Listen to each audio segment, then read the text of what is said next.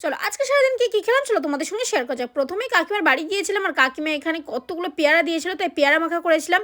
এখানে পেয়ারা, টমেটো, লেবু, শসা আর কি সব কিছু মিক্সিং করে একটা সুন্দর করে চাটনি মতো করে নিয়েছিলাম। সেটা খেতে যে কী পরিমাণে ভালো লেগেছিলো কী বলবো। তারপর বাড়ি চলে এলাম আর বাড়িতে এসে খেয়েছিলাম এখানে 2 রকমের ভাজি, আর এখানে ডাল ছিল, স্যালাড ছিল, আর এখানে লেবু আর টমেটো নিয়েছিলাম।